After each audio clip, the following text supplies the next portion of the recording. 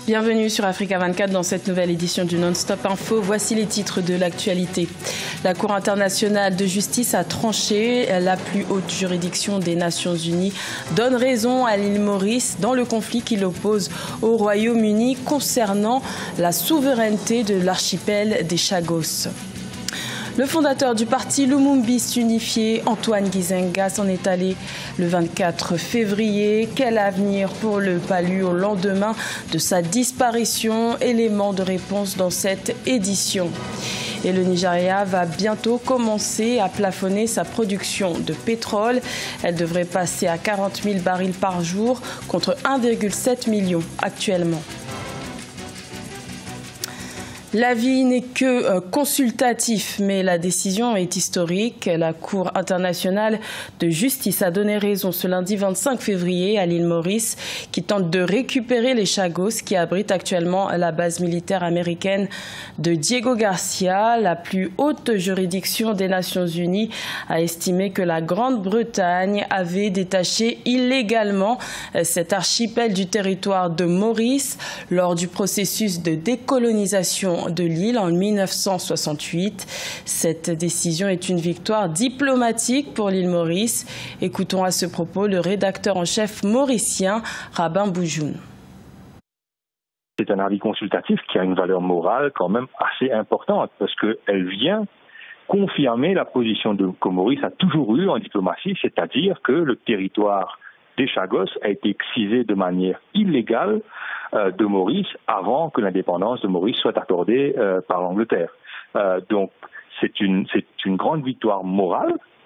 Maintenant, le Premier ministre de l'île Maurice vient de donner une conférence de presse il y a quelques instants, durant laquelle il a dit qu'il ne privilégiait pas nécessairement un recours plutôt qu'un autre, c'est-à-dire qu'il n'a pas une séquence, c'est-à-dire il ne veut pas nécessairement discuter avec les Britanniques, puis essayer d'obtenir une résolution des Nations Unies, mais il attend d'abord que les Britanniques prennent une position et disent ce qu'ils pensent de cette décision qui pour nous, qui pour l'île Maurice, qui pour le gouvernement mauricien, est une décision sur laquelle les Britanniques devraient agir.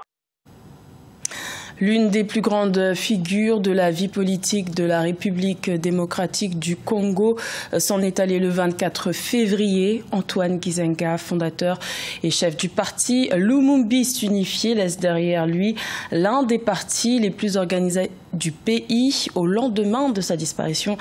Quel avenir pour le Palu? Élément de réponse dans ce reportage de notre correspondant Jacques Ampoka. Antoine Gizenga, fondateur du parti Lumumbiste unifié, s'est éteint ce dimanche 24 février 2019 à l'âge de 93 ans.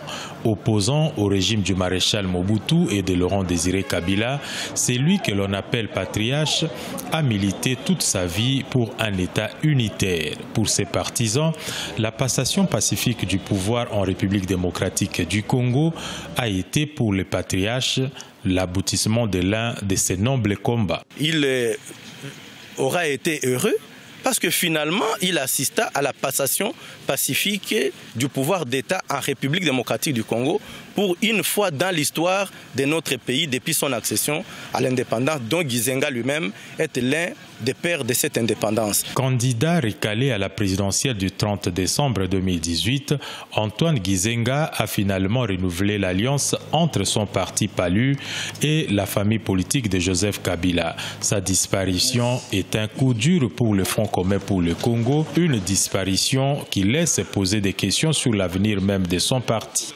Souvent, les partis de masse sont difficiles à survivre après le départ de celui qui incarnait les partis. Nous souhaitons un courage. Il ne faut pas que les dissensions puissent prendre les décisions. Gizenga a vécu en exil de 1965 à 1992. Au scrutin de 2006, il est classé 3e au premier tour et fait alliance avec Joseph Kabila qui remporte la présidentielle face à Jean-Pierre Bemba. La dette publique kenyane inquiète dans les milieux économiques et politiques. Le Kenya devra consacrer 68% de ses recettes au remboursement de ses dettes qui ont atteint un niveau alarmant. Malgré une croissance économique soutenue de plus de 5% par an, le Kenya devra redoubler d'efforts pour estomper la part de sa dette qui représente 58% du produit intérieur brut. Cheikh Omar Bendaogo.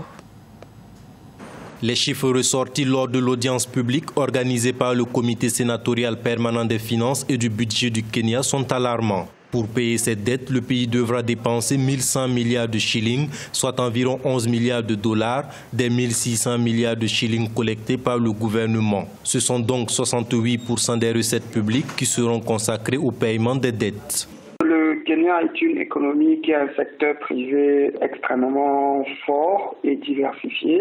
Donc, du coup, l'État kenyan peut être endetté, mais l'économie kenyane en elle-même demeure substantiellement assez solide. Malgré la croissance soutenue entre 5 et 6% par an, la part de la dette dans le produit intérieur brut a continué de croître et frôle désormais les 58%.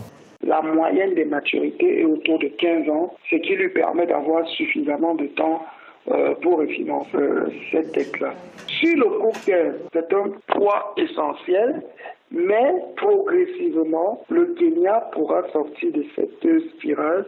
Avec une telle configuration, le niveau de la dette ne laisse au trésor kényan que 600 milliards de shillings pour les autres dépenses. Selon un rapport du ministère des Finances, le Kenya doit payer 400 milliards de shillings par an en intérêts, ce qui porte les intérêts totaux pour 16 ans à 6 700 milliards de shillings.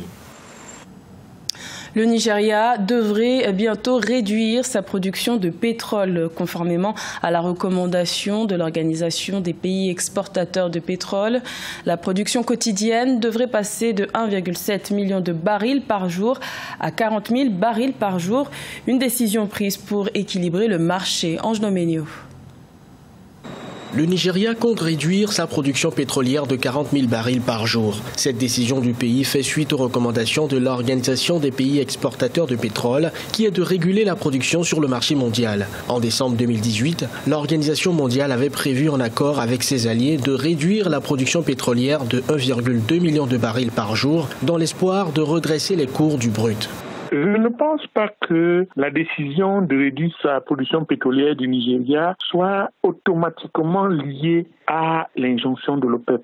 Parce que pour décider de réduire sa production, le Nigeria doit avoir vu où se trouvent les intérêts des nationaux et du secteur privé nigérian. Le Nigeria aurait dû mettre en exécution le plafonnement de son offre pétrolière depuis janvier, étant donné que l'accord a été conclu en décembre 2018. Mais au lieu de ça, le pays a lancé la production du champ offshore géant Egina, exploité par Total, ce qui devrait générer un plateau de production de 200 000 barils par jour. Je pense que sur le marché intérieur, je ne m'attends pas à un mouvement qui puisse secouer le naira nigérian qui se porte ces derniers temps relativement bien après la dévaluation de 2016. La décision a été prise dans un climat électoral. Il faut attendre que les choses s'apaisent avant d'analyser plus sereinement l'impact et les effets d'une telle décision. La production actuelle du Nigeria est estimée à 1,7 million de barils par jour. Selon la Société publique du pétrole, elle a augmenté de 9% en 2018 par rapport à 2017. Kigali accueille depuis le 24 février la 11e édition du Tour du Rwanda. Et cette année, cette course cycliste a une particularité. Elle a été réévaluée en passant à la catégorie 2.1, c'est-à-dire qu'elle se court désormais en plusieurs étapes et sur plus de 2 jours. Reportage de notre correspondant, Fratanda Kaisenga. Pour sa première participation au Tour du Rwanda, l'Italien Alessandro Fedeli a remporté la première étape de l'un des plus grands événements sportifs sur le continent. Son équipe aura aussi eu le mérite d'être couronnée meilleure équipe de cette étape de plus de 110 km, distance qu'il a parcourue en 2 heures, 41 minutes et 32 secondes. Je suis très fier. Nous avons eu une belle course. Les routes ici sont meilleures. En plus, il y a eu la combativité des coureurs et je suis très content. Notre équipe a bien fait aujourd'hui. Mais je pense que Joseph est mieux préparé que moi pour conserver le maillot jaune. Le meilleur rwandais, Joseph Areruya, occupe la 4e place et court lui aussi pour Delco Marseille, la meilleure équipe de cette étape. Avec la promotion du tournoi à la catégorie 2.1 par l'Union cycliste internationale, le Tour du Rwanda a pu attirer 16 équipes et 78 coureurs.